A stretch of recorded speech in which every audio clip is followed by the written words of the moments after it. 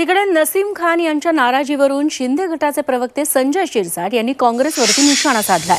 काँग्रेसला मुस्लिमांचा वापर मतांसाठी केला, मतांच्या दृष्टिकोनातून कार्यकर्त्यांना वागणूक दिली तर त्याचे असे परिणाम होतील असा टोला शिरसाटांनी काँग्रेसला लगावलाय। की मुसलमानाचा वापर या काँग्रेसने फक्त मतापुरता केलेला आहे, अत्यंत स्पष्टपणे केलेलं त्यांचं हे वक्तव्य आहे।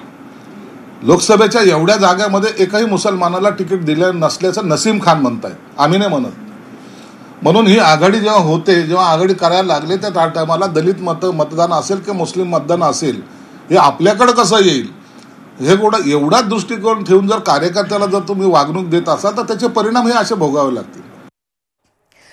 बघूयात पुढची बातमी। शरद पवारांनी महाविकास आघाडीचे साताऱ्याचे उमेदवार शशिकांत शिंदे यांची पाठराखण करताना महायुतीला इशारा दिलाय।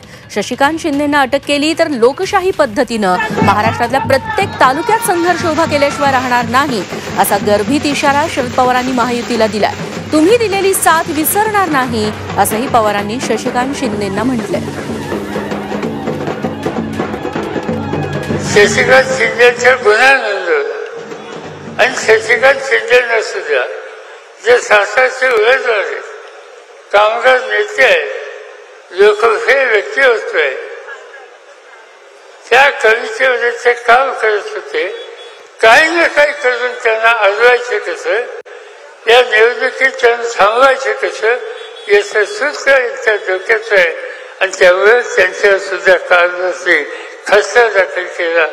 आम्ही वाद उठतो काय करतात त्यांनी शशिकांतला जर अटक केली तर आम्ही सातारा जिल्ह्यातच नव्हे महाराष्ट्रात प्रत्येक तालुक्यामध्ये संयमानं लोकशाहीच्या माध्यमाने संघर्ष केल्याशिवाय राहणार नाही आणि हा अन्याय आणि अत्याचार महाराष्ट्र सहन करत नाही।